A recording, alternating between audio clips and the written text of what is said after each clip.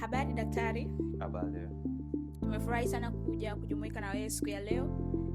Pia ukajitambulisha. Unaweza ukajitambulisha wewe ni nani na unatokea wapi na specialist yako ni ipi? Kwa majina naitwa Dr. Eliud Azos Francis, medical practitioner kutoka TransMed. So kama tunavyojua katika wiki hii tunalazimisha siku ya magonjwa yaliyoadimika, yani rare diseases hapa Tanzania. Unaweza ukatuambia magonjwa adimu ni nini? Yani ni yapi? Kwa lugha rahisi ambayo jamii ambayo inaweza ikaelewa. Kwanza kabisa asante kwa nafasi hii. Tutazungumzia wiki ya magonjwa adimu, na hii ni fursa muhimu sana kwa jamii kwa ajili ya kuongeza uelewa juu ya magonjwa ambayo yasikiki sana, japo huathiri mgonjwa, athari kwa mgonjwa na kwa familia huwa kubwa zaidi. Magonjwa adimu ni kitaalamu, magonjwa adimu ni magonjwa ambayo huwa yanawapata au yanaathiri idadi ndogo sana ya watu katika jamii fulani. Asante kwa ufafanuzi mzuri hapo, umeeleza vizuri juu ya magonjwa adimu ni nini. Ningependa pia kujua, je, hayo magonjwa adimu ambayo tunayasema hapa leo, je, yapo Tanzania yanawaathiri watu wengi zaidi ama ni watu tu wanasema? Je, yapo kwa Tanzania, na kama yapo ni yapi hasa, kwa lugha rahisi ambayo mtu anaweza kaelewa? Jibu ni ndio, magonjwa adimu yapo Tanzania, though hatujaweza kuyatambua yote kulingana na changamoto za utafiti, lakini nitatoa baadhi ya mifano ya hayo magonjwa adimu ambayo tumekuwa tukikutana nayo kwa sana. Cystic fibrosis, ambapo ni ugonjwa unaoathiri mapafu na mfumo wa mmeng'enyaji. Lakini kuna ugonjwa mwingine unaoitwa osteogenesis imperfecta. Huu ni ugonjwa unaoathiri mifupa, kusababisha udhaifu katika mifupa, ambapo pelekea mgonjwa kuvunjika mifupa mara kwa mara bila kujali ni ajali ndogo au ajali kubwa. Lakini pia ugonjwa mwingine ni Huntington diseases. Huntington's diseases ni ugonjwa ambao huathiri ubongo, na hapa seli za neva, seli za ubongo huharibika taratibu kadri ugonjwa unavyozidi kuwa mkubwa, na mgonjwa present na dalili kama za kupoteza kumbukumbu mara kwa mara, uwezo wa kufikiria kwa mgonjwa upungua. Lakini pia mgonjwa present na tabia ambazo sio voluntary. Sawa kabisa. Umeeleza vizuri hapo kwenye ugonjwa wa mmeng'enyo. Hapo nafikiri kuna changamoto kubwa ya kutambua ugonjwa huu. Je, ni changamoto gani ambazo nyinyi madaktari mnapitia kwenye kutambua ugonjwa huu? Changamoto ya kwanza kabisa ni kukosa vipimo vya tukirudi nyuma kidogo, magonjwa ya adimu mara nyingi ni magonjwa ya kurithi, yanahusishwa na vinasaba, which means magonjwa ya kurithi. Sometimes au very rarely ni magonjwa ambayo yanasababishwa na mabadiliko ya kigenetic. So changamoto kubwa ambayo tunakumbana nayo ni kukosa vipimo vya kigenetic, lakini pia wataalamu wa kigenetic wanaohusiana na magonjwa ya kigenetic ni wachache sana, hususan hapa Afrika.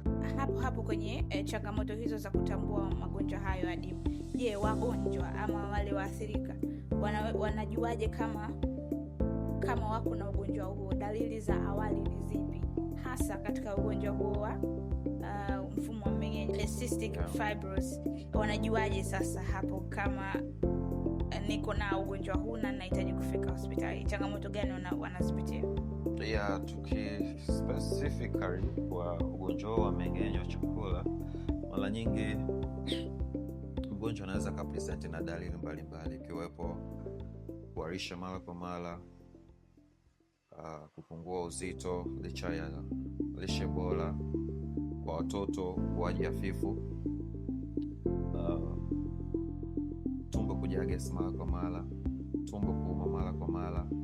Yani ni vitu ambavyo ni dalili ambazo mgonjwa akipresent nazo, hasa zikichukua muda mrefu, tunaweza tukadetect kwamba, tunaweza tukadhani kuwa mgonjwa anaweza kawa na ugonjwa wa dimu, hususan hiyo cystic fibrosis.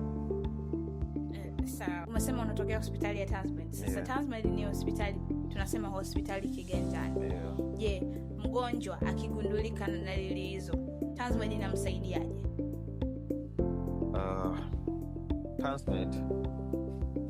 Tanzmed sisi tuko in a digital way sana. Tunahudumia watu kupitia mitandao, na mgonjwa anaweza kafaidika na Tanzmed kwa namna nyingi sana. Tanzmed huduma zake mara nyingi ni telemedicine.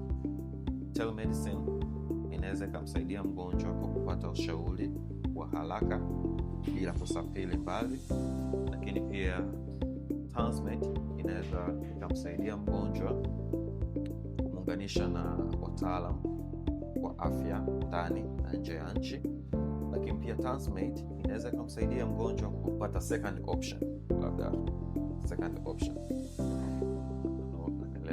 Lakini pia kitu kingine, Tanzmed itamsaidia mgonjwa karibu na mtaalamu wa afya kwa ajili ya ufuatiliaji wa mara kwa mara mpaka tutakapofikia lengo la kuhakikisha mgonjwa anakuwa sawa. Karibuni tutalaunch new Tanzmed 7. Hiyo Tanzmed 7 itaweza kumfanya mgonjwa aweze kujua dalili zake kwa haraka na kumliki haraka kwa mtaalamu kama wewe, Dr. Eliud. Je, unamshauri nini jamii kuhusu kupata huduma kudownload Tanzmed application na kuelewa zaidi kuhusu magonjwa kama hayo ya dimu? Application ina wataalamu wa level mbalimbali, wakiwepo clinical officers, medical officers, specialists wa kila kada ya afya. Kwa hiyo ni muhimu sana, ukidownload Tanzmed application watapata kila kitu wanachokihitaji, watampata kila mtaalamu anayemhitaji ndani na nje ya nchi. Sawa kabisa, asante. Nafikiri tumepata elimu juu ya hayo magonjwa ya dimu na Tanzmed inaweza kumsaidiaje mtu ambaye anatokea dalili hizo. Kwa hiyo usisubiri, ukihisi dalili hizi zote, tafadhali download Tanzmed application ili uweze kujua kama na wewe uko katika historia ya magonjwa hayo ya dimu, ili uweze kupata msaada wa haraka. Na jambo la kuongezea,